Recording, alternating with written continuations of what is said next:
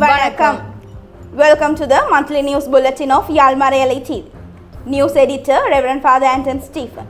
Sponsored by Reverend Father J. Mannar. I am Delaney Edward Nathan. I am Jeriksha Judson.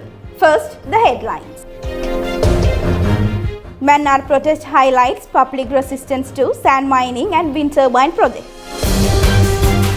Legacy of Thiyagi lives on. 38th anniversary observed with deep emotion.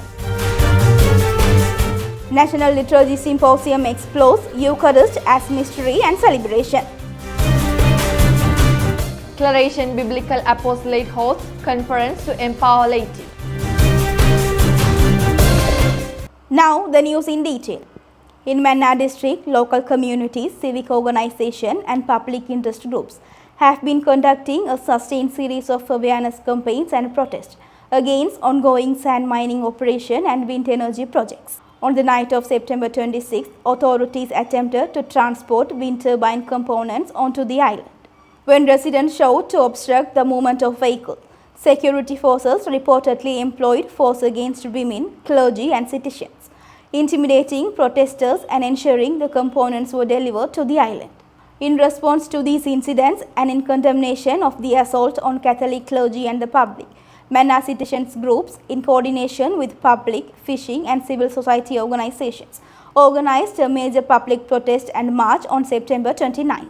The protest, led by Reverend Father Marcus, President of the Mannar Citizens Committee, commenced at the Mannar public ground and proceeded along the main thoroughfare of Mannar Bazaar. A petition outlining the community's demands was formally submitted to the district government agent, who assured prompt and decisive action.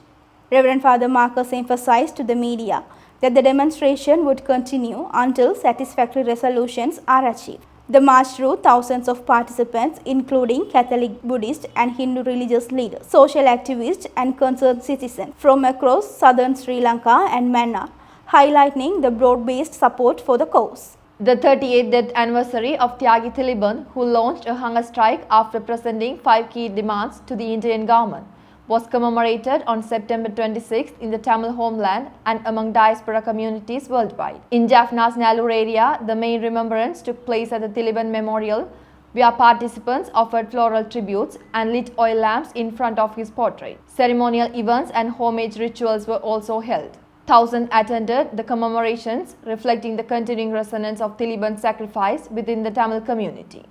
The Catholic Bishops' Conference of Sri Lanka, through its National Commission for Liturgy and Culture, held the National Liturgy Symposium from 5th to 7th September at the National Seminary of Our Lady of Lanka in Ambitier, Kandy. The symposium focused on the theme, Eucharist, Fountain of Synodality through Communion.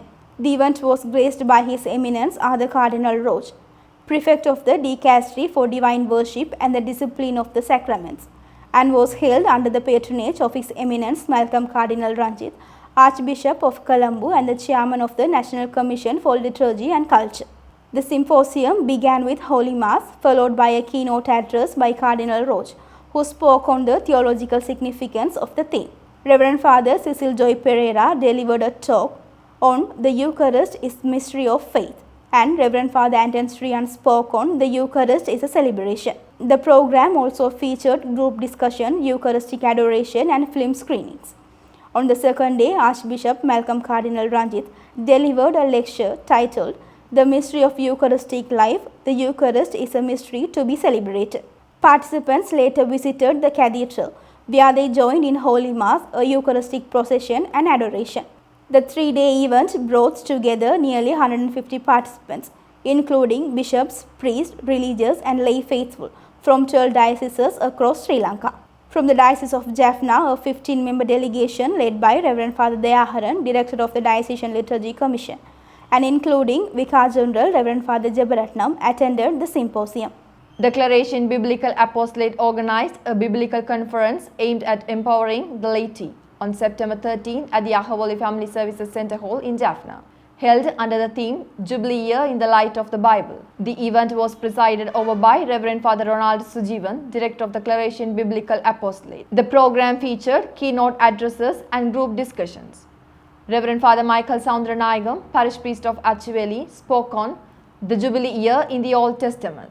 Reverend Father Francis Dination, Burza of St. Francis Xavier's Major Seminary in Colombo, delivered a reflection on the Jubilee year in the New Testament. Reverend Father Justin Arthur, Parish Priest of Chambiyanpattu Thaliyadi, addressed the topic, The Call to Jubilee in the History of the Popes. At the conclusion of the sessions, certificates were awarded to the participants.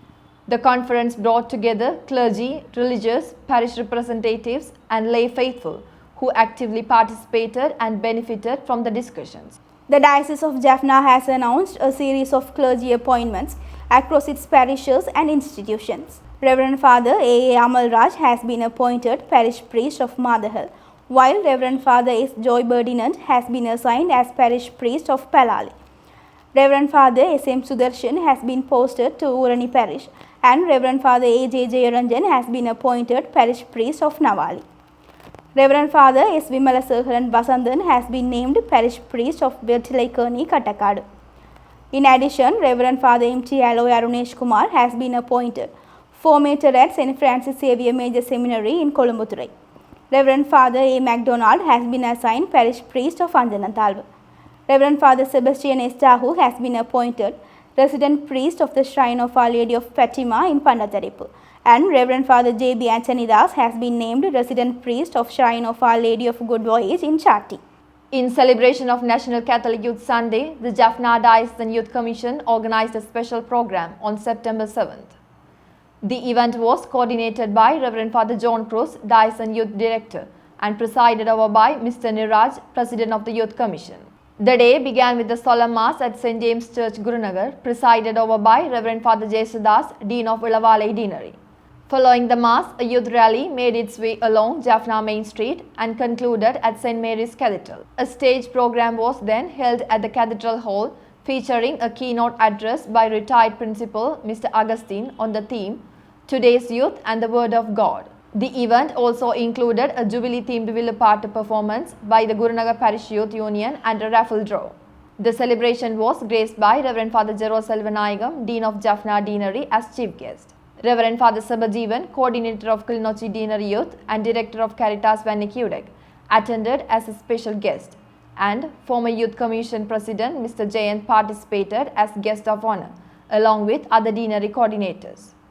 More than 170 youth representing parishes across the Jaffna Diocese took part, making the event a vibrant celebration of faith, community and youth unity. The appointment ceremony for candidates who successfully passed the 2023 competitive examination and interview for entry into the Sri Lanka's Education Administrative Service was held on September 1st at the Ministry of Education in Colombo. A total of 405 candidates selected at the national level received their appointment letters at the event. Among them was Reverend Father Lebon Sudan of the Oblates of Mary Immaculate Congregation. Reverend Father Lebon Sudan is currently serving as Deputy Principal of Periya Pandivirishan Mahavidyalaya. He has also served as Head of the Junior Secondary Section at St. Patrick's College, Jaffna, and as Deputy Principal at Mangulam Mahavidyalayam in Mullaitivu, Devanpati Mahavidyalayam in Mannar, and St. Michael's National School in Battiklu. This appointment acknowledges his long-standing service in the field of education and marks his official entry into the Sri Lanka's Education Administrative Service. The 40th anniversary of the Mannar massacre was commemorated on September 6th at the Belleville Church Hall in France. The event was organized by the Mannar District Development Association in France and began with a memorial mass celebrated by Reverend Father Anne Barasa of the Oblates of Mary Immaculate Congregation, followed by a remembrance program. During the commemoration, a flame of sacrifice was lit in honor of the victims, accompanied by tributes, memorial addresses and reflections. Reverend Father Anne Barasa also presented his book, 84-85 Mannar Padugoligal Solvadenna. What do the Mannar massacres of 1984-85 tell us? Which documents the events surrounding the tragedy. The massacre took place on January 4, 1984. Near the 11th mile junction along Murungan Main Road in Mannar, following a landmine explosion. In its aftermath, security forces indiscriminately opened fire on civilians, including pedestrians, bus passengers travelling between Vavuniya and Mannar, farmers working in paddy fields, government employees at the Murungan post office, and residents. Around 200 people were killed. Reverend Father Anbarasa's book serves as a historical record of these atrocities and seeks to preserve the memory of the victims for future generations. A climate-resilient agriculture and greening initiative was launched in Kilinochchi by Caritas Vanikudek to promote environmental protection and sustainable farming practices. The launch took place on September 16 under the leadership of Reverend Father Sabajivan, the director of Vani Caritas Kudek. As part of the ceremony, a model farm was inaugurated, where a variety of tree saplings, including short, medium and long-term growth species, were planted to boost agricultural productivity while supporting environmental sustainability. The event was attended by administrative officers, an agriculture instructor and project beneficiaries who actively took part in the planting activities and received guidance on climate-smart farming techniques. As part of the Jubilee Year celebrations, parishioners of St. Mary's Cathedral Jaffna staged a folk drama titled Yarl Marai Satchigal, Jaffna Martyrs on September 14 at the cathedral premises.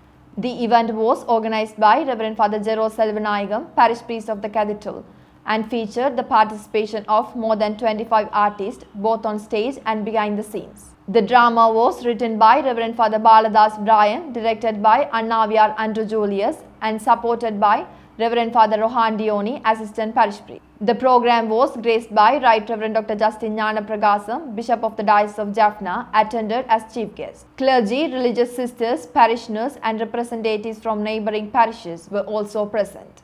The performance depicted the hardships faced by the Catholic community in Jaffna under Dutch rule, the missionary work of St. Joseph Vaz in Sri Lanka, and the enduring Christian witness of Don Peter. And now, to conclude the monthly news bulletin, here are the headlines once again.